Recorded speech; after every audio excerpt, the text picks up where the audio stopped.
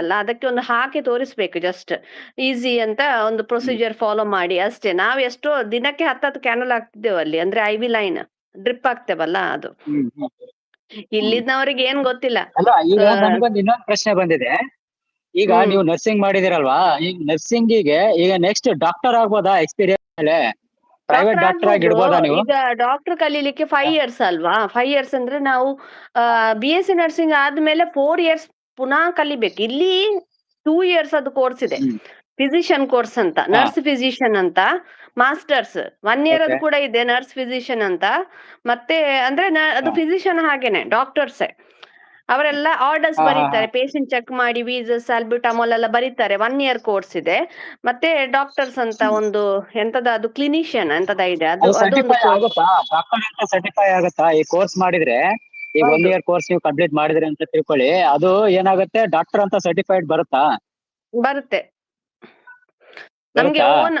ಹಾ, ಆದ್ರೆ ಏನ್ ಗೊತ್ತಾ, ಆ, ಅಂದ್ರೆ ಪ್ರೊಫೆಷನಲ್ ಆಗಿ ಡಾಕ್ಟರ್ MBBS ಆಗ್ಬೋದಾ ಅಂತ.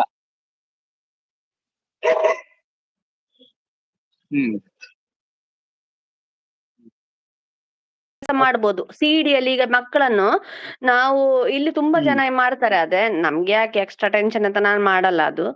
ಮಾಸ್ಟರ್ಸ್ ಹಾ ಮಾಡ್ಲಿಕ್ಕೆ ಅದು ಹಾ ಹಾ. ನಂಗೆ ಮನಸ್ಸಿತ್ತು, ಇಲ್ಲಿ ಬಂದ ನಂತರ ಫ್ರೀ ಆಗಿ ಕಲಿಬಹುದು. ಇಲ್ಲಿ ಮಾಸ್ಟರ್ಸ್ ಮಾಡ್ಲಿಕ್ಕೆ ಹಣ ಹ್ಮ್ ಕೊಡ್ಬೇಕಂತಿಲ್ಲ ವಾರ್ಡಿಂದ ಹೇಳಿದ್ರೆ. ಆದ್ರೆ ಏನ್ ಗೊತ್ತಾ, ಈಗ ಹ್ಮ್ ಮಕ್ಕಳು ಸಣ್ಣದಿರುವಾಗ ನಮ್ಗೆ ನೈಟ್ ಡ್ಯೂಟಿನೇ ಬೆಟರ್. ಯಾಕಂದ್ರೆ ಹಸ್ಬೆಂಡ್ಗೆ ಮಾರ್ನಿಂಗ್ ಡ್ಯೂಟಿ ಎಲ್ಲ ಹೋದ ನಂತರ ಮತ್ತೆ ಆದ್ರೆ ಹ್ಮ್ ಮಕ್ಕಳು ದೊಡ್ಡವರಾದ್ರು ಅವರು ತನ್ನಷ್ಟಕ್ಕೆ ಕಾಲೇಜ್ಗೆಲ್ಲ ಹೋಗುವಾಗ ಆದ್ರೆ ನಮ್ಗೆ ಮಾರ್ನಿಂಗ್ ಡ್ಯೂಟಿ ಮಾಡಿ ಹ್ಮ್ ಸಂಜೆ ಮನೆಗೆ ಬರ್ಬೋದಲ್ಲ. ಆ ತರ ಡ್ಯೂಟಿ ಇದ್ರೆ ಪರವಾಗಿಲ್ಲ. ಈಗ ಬೆಟರ್ ಅಂತ ಹೇಳಿದ್ರೆ ಒಂದು ಹ್ಮ್ ನಾವು ಸೆಟಲ್ ಆಗ್ಲಿಕ್ಕೆ ಬಂದದ್ ಮಾತ್ರ ಅಲ್ಲ, ಬೇರೆ ಕಂಟ್ರಿಯಿಂದ ನೈಟ್ ಡ್ಯೂಟಿ ಮಾಡಿದ್ರೆ ನಮ್ಗೆ ಹಣ ಜಾಸ್ತಿ, ವೀಕೆಂಡ್ ಮಾಡಿದ್ರೆ ಹಣ ಜಾಸ್ತಿ. ಹೌದು. ಮತ್ತೆ ಒಂದು ಅಂತ ನಮಗೂ ಹೇಳಿದ್ರೆ ಹಂಗೆ. ಡ್ಯೂಟಿ ಅಡ್ಜಸ್ಟ್ ಮಾಡ್ಬೋದು. ಡ್ಯೂಟಿ ಹ್ಮ್ ಅಡ್ಜಸ್ಟ್ ಅಂದ್ರೆ ನನ್ಗೆ ಈಗ ಮಾರ್ನಿಂಗ್ ಮಾಡಿದ್ರೆ ಹಸ್ಬೆಂಡಿಗೆ ಡ್ಯೂಟಿಗೆ ಹೋಗ್ಲಿಕ್ಕೆ ಆಗುದಿಲ್ಲ ಮಾರ್ನಿಂಗ್. ಹಾಗೆ ಅವ್ರು 4 ಹ್ಮ್ ದಿನ ಹ್ಮ್ ಹ್ಮ್ ಹ್ಮ್ ಹೋಗುದು, ನಾನು 3 ದಿನ ಹೋಗುದು ವೀಕೆಂಡ್ ಅಲ್ಲಿ. ಆಗ ನಮ್ಗೆ ಸೇಮ್ ಸ್ಯಾಲರಿ ಆಗುತ್ತೆ 3 ದಿನ ಹೋದ್ರು. ಹ್ಮ್ ಹ್ಮ್ ಅಂದ್ರೆ ಹ್ಮ್ ಹ್ಮ್. ಅವರಿಗೆ ಅಂದ್ರೆ ಮತ್ತೆ ಇನ್ನೊಂದು ಅಡ್ಜಸ್ಟ್ಮೆಂಟ್ ಆಗುತ್ತೆ ಡ್ಯೂಟಿಗೆ. ಇನ್ನೊಂದು ಏನಂದ್ರೆ, ಈಗ ನೀವು ಕುವೈಟ್ ಅಲ್ಲಿ ಕೆಲಸ ಮಾಡಿದ್ರಲ್ವಾ, ಕುವೈಟ್ ಹ್ಮ್ ಅಲ್ಲಿ ಕೆಲಸ ಮಾಡಿದ್ದಕ್ಕೂ ಇಲ್ಲಿ ನ್ಯೂಜಿಲೆಂಡ್ ಅಲ್ಲಿ ಸ್ಟಾಫ್ ನರ್ಸ್ ಆಗಿ ಕೆಲಸ ಮಾಡಿದ್ದಕ್ಕೂ ನಿಮಗೆ ಹೆಂಗ್ ಅನಿಸ್ತು? ಯಾವ್ದು ಬೆಟರು? ಮತ್ತೆ ಅಲ್ಲಿ ಟೈಮಿಂಗ್ಸ್ ಹೆಂಗಿತ್ತು? ಕುವೈಟ್ ಅಲ್ಲಿ 8 hours, ಸೌದಿಯಲ್ಲಿ ಕೂಡ 8 hours. ತುಂಬಾ ಸ್ಟ್ರೆಸ್. ಅಂದ್ರೆ ಹ್ಮ್ ಗೌರ್ಮೆಂಟ್ ಅಲ್ಲಿ ಬೆಸ್ಟ್ ಟ್ರೀಟ್ಮೆಂಟ್ ಅಲ್ಲಿ.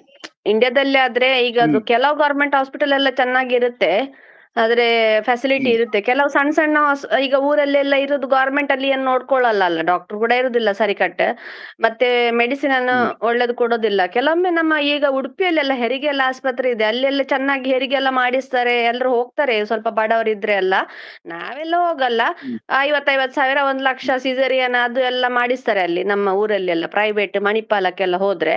ಇಲ್ಲದ್ರೆ ಹೆರಿಗೆ ಅಂದ್ರೆ ಸ್ವಲ್ಪ ಹ್ಮ್ ಬಡವರಿದ್ದವ್ರು ಅವ್ರು ಮಾಡಿಸ್ತಾರೆ ಫ್ರೀ ಆಗಿ. ಅವರಿಗೆ ಜಾಸ್ತಿ ಮೆಡಿಸಿನ್ ಮಾತ್ರ ಇದು ಕೊಡ್ಬೇಕಂತ, ಸ್ವಲ್ಪ ಹ್ಮ್. ಇಂಜೆಕ್ಷನ್ಸ್ ಎಲ್ಲ ಕೊಟ್ರೆ, ಹಾ ಇಲ್ಲದ್ರೆ ಎಲ್ಲ ಫ್ರೀ.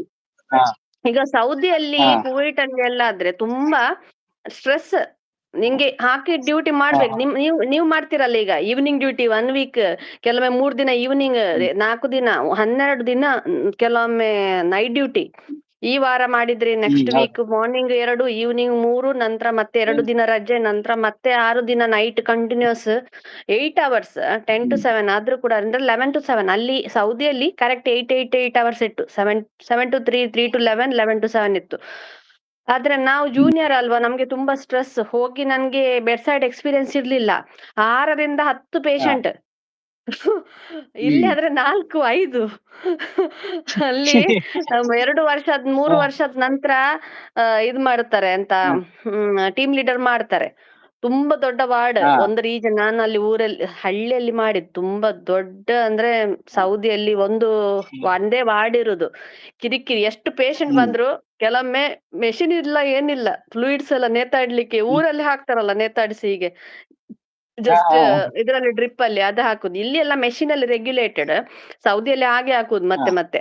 ಯಾಕಂದ್ರೆ ಮತ್ತೆ ಮತ್ತೆ ಪೇಷಂಟ್ ಹಾ ಬಂದ್ರೆ ಹಾ. ಅಡ್ಮಿಟ್ ಮಾಡದೆ ಏನಾಗುದಿಲ್ಲ, ಸೈಡ್ ಸೈಡ್ ಅಲ್ಲಿ ಹಾಕುದು, ಬೆಡ್ ಇಲ್ಲಿ ತಂದು ಹಾಕ್ತಾರೆ. ಇವಾಗ ತುಂಬಾ ಇನ್ನೊಂದು ಕ್ವಶನ್ ಸ್ಟ್ರೆಸ್ಫುಲ್. ನನಗೆ.